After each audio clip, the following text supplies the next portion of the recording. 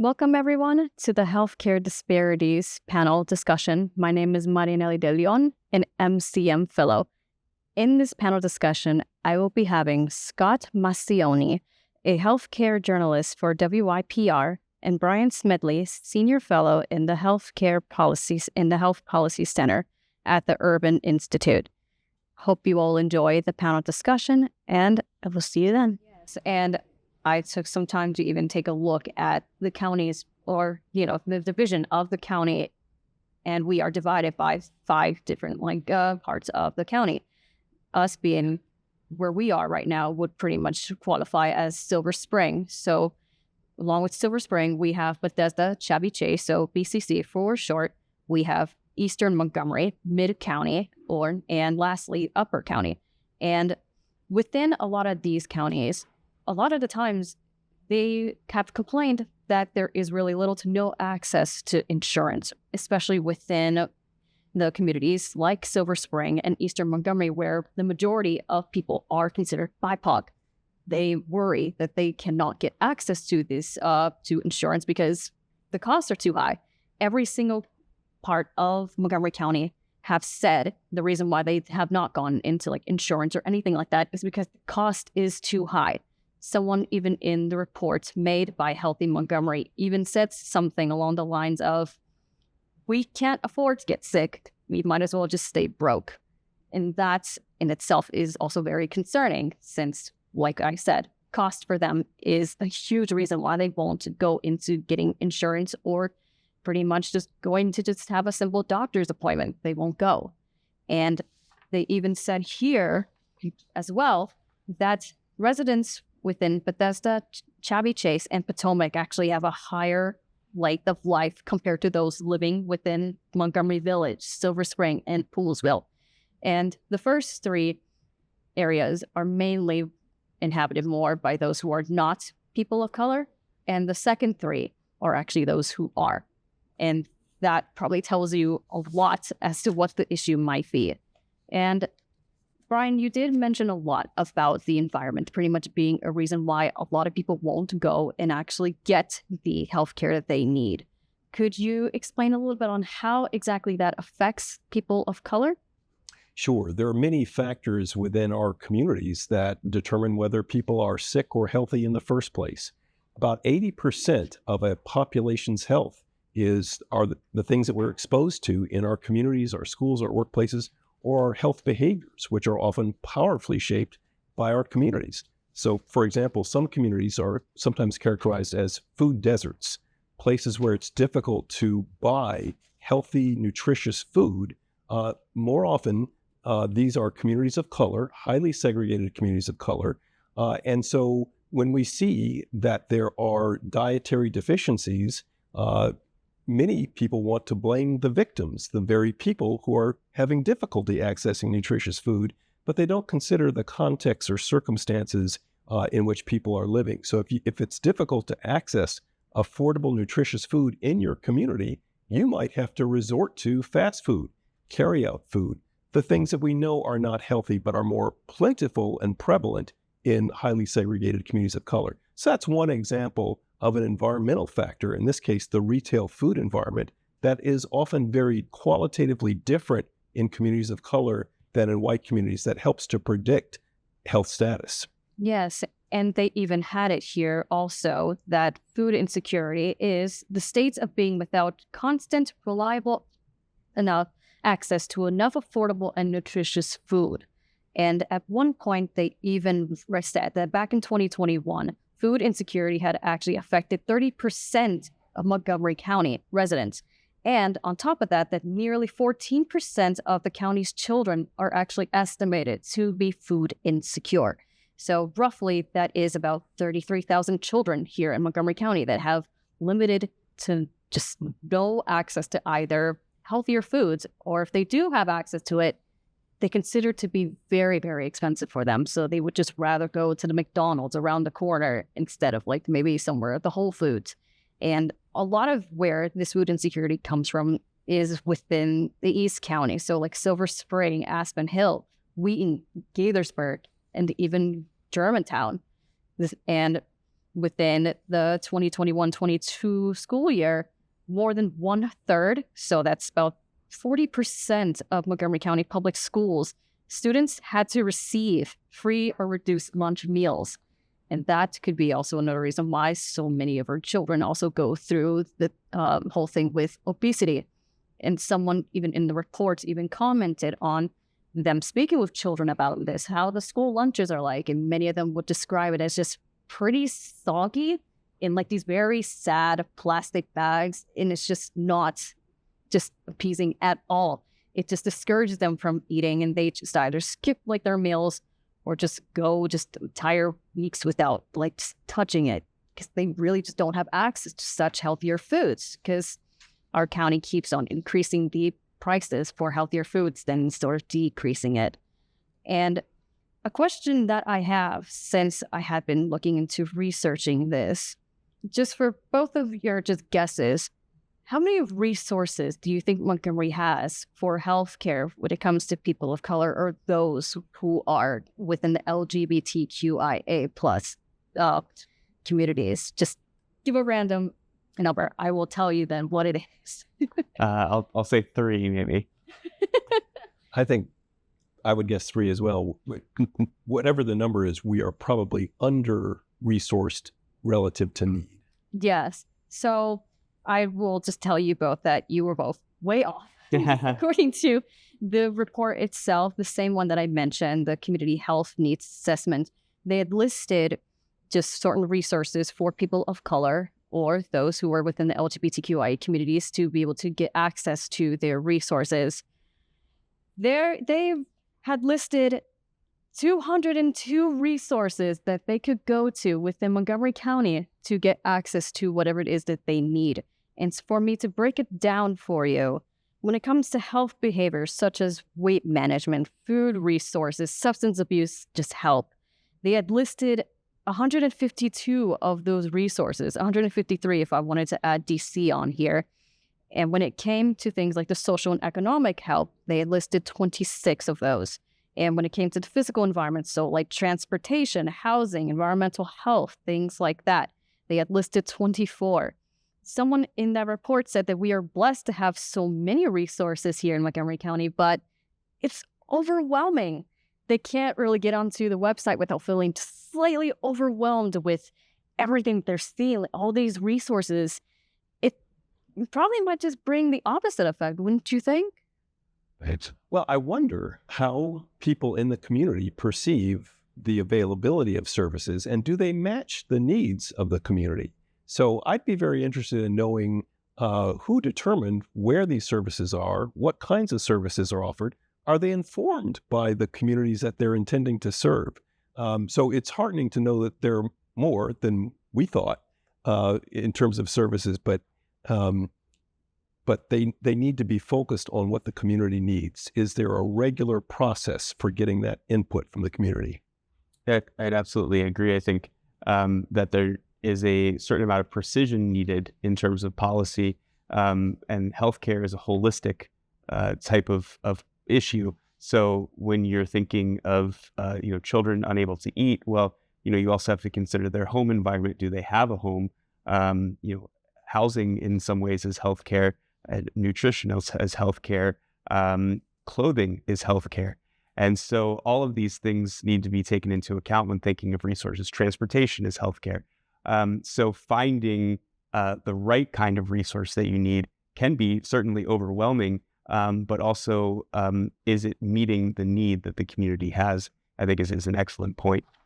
Yeah, and Scott, in a previous panel that you were in with us, you had actually answered a question that they had asked, which pretty much asked about the importance of actually uplifting these resources and or activism during like a crisis, such as when you were covering 2019, and you had mentioned a story you had covered while trying to connect with the transgender audience by speaking to them about Safe Haven. In a sense, how does that apply to pretty much post-COVID pandemic, pretty much? I think a lot of these nonprofits have taken a big hit from COVID. Donations have been down as far as I've understood. I don't have the exact numbers on how it's worked, but It seems like resources have not been the same, and some resources in terms of just broadly are not there like they were pre-COVID. One of the things that we've seen largely change is since the national emergency ended from COVID, that there's been an unwinding of Medicaid, which has been really detrimental to a lot of communities. Maryland's been one of the better states in keeping people enrolled after this unwinding. And what this unwinding means is that people now have to manually sign back up and check back in to ensure that they're still on the rolls for Medicaid each year, whereas that was an automatic process during the COVID emergency. So Maryland has been, I think it's like 7th or 8th in the nation on keeping those people re-enrolled, but that still means that tens of thousands of people are losing that health care that you were talking about, that they're not able to get many other times in many other ways because of this unwinding situation. Yeah. And a lot of this really does come from the fact that at the time it was a crisis. So they felt that everyone needed some kind of help in any way, which way or form. And a lot of the BIPOC communities were even asked what kind of assistance that they needed throughout. A lot of them did end up saying like they really didn't need that much assistance, which is good. But there are still so many that end up saying we needed financial assistance. We couldn't like get back to work. We couldn't do this or that without exposing our families to the COVID-19. And as a result, many of them would end up disproportionately become infected by COVID, and as such would sometimes end up in the hospitals and being disproportionately the ones that would take up most of the hospital beds.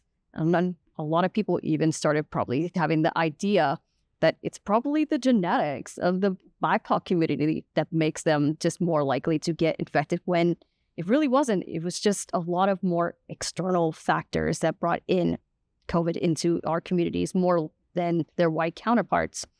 And I wanted to just ask you both pretty much, what do you think are the greatest health concerns when it comes to the BIPOC communities and the LGBTQIA communities, just in your opinions? Well, I'd like to answer that question by picking up on the point you just made, which is how poorly we, the United States, did during COVID. At one point during COVID, we, the United States, with about 5% of the world's population, had 30% of the world's mortality.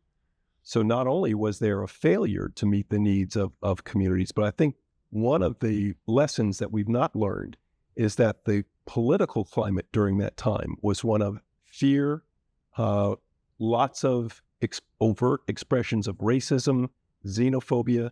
The problem with that climate of fear is that even if people had services available to them, if you are a new arrival to the country and if you are afraid of being asked questions about your immigration status, you might not seek those services because of that climate of fear. So I think part of what we've got to recognize is that the resurgence of overt expressions of racism, xenophobia, homophobia, and transphobia, all of this kind of hatred helped to create a climate of fear during COVID that persists and is fracturing our country at a time when we needed desperately to come together, to work together, to address the virus. Yeah, I mean, I would say that Montgomery County is one of the richest and more well-to-do counties in the United States, if not the most. I think, definitely in the top couple there. And yet we are still seeing these disparities and these issues, which shows that there's an issue with policies. There's an issue with the way that the outreach is working, and then also issues between the state, federal, and local and agencies and communities that are trying to work together to fill these holes. So, I would say that is one of the larger issues. And unfortunately, people who are in the minority don't have the advocacy to protect themselves as many others have. And we even see that in things like studies of health. So, for instance, when it comes to the genetics of understanding, who may be more susceptible for things like Alzheimer's or something like that, within our body of knowledge, the understanding of susceptibility to things, if you are Black or Hispanic, is much less understood. Sickle cell is much less understood because the academic community has not looked into these things the way that they have into the white their white counterparts and other other parts of genetics. So I would say that there's a lot of questions that are in that, and a lot of work and investment that could be going into that in cooperation. And Brian, for the other panel that you were in with us, you had mentioned that racism could actually be a problem in healthcare. And a lot of people might actually not know that racism is actually a thing in healthcare. There had been a lot of reports, such as certain medical schools teaching their medical students that African Americans, or those of the African diaspora, pretty much don't feel pain like their white counterparts. And as such, a lot of them, when they go to doctor's visits or into the hospital, they don't really seem to believe them when they say that they are in pain. Could you explain a little bit of how racism could actually be harmful to healthcare? Sure. Racism shows up in healthcare in many different ways. First are the biases and cultural narratives and assumptions that many of our healthcare providers enter into health professions with. We've been brought up with racist beliefs, such as the racist notion that Black people don't feel the pain the same as white people. Study after study shows that Black patients are consistently under-medicated for pain relative to white patients, likely because of these racist notions of pain, differences in pain perception. One study found that 70% of one medical school, 70% of the students in one medical school believed that there are differences in pain perception between Blacks and whites. I should add that geneticists tell us there are no genetic differences between Black people, white people, Latinx people. We are all 99.9% the same.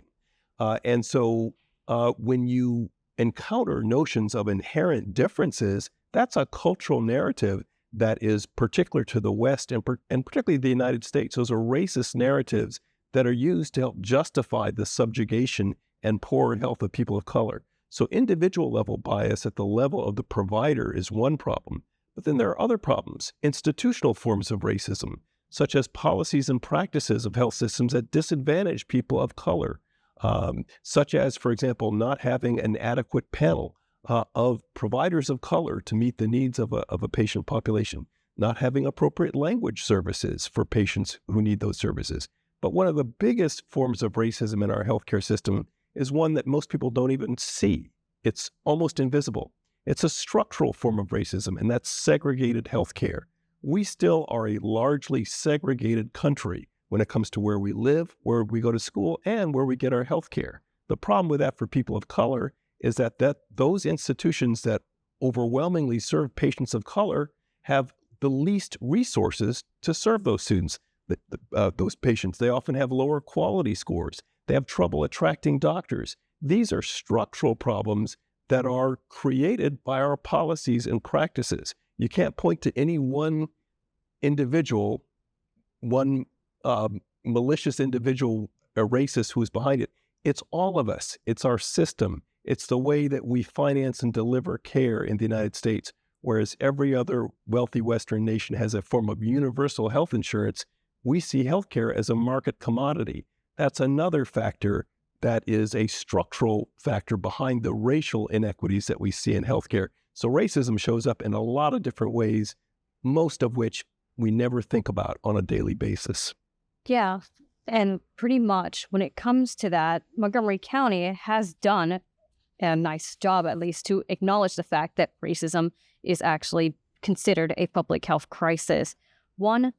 A councilman in particular, council member Will Jawanato, had actually declared back in 2020, along with the Montgomery County Council, they unanimously actually said that racism is considered a public health crisis. It is a reason why so many people of color don't get the adequate help that they need.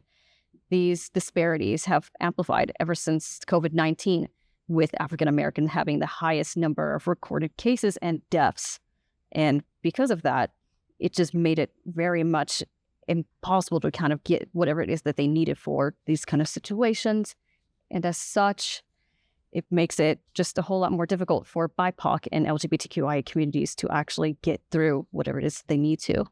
Time to continue with this panel.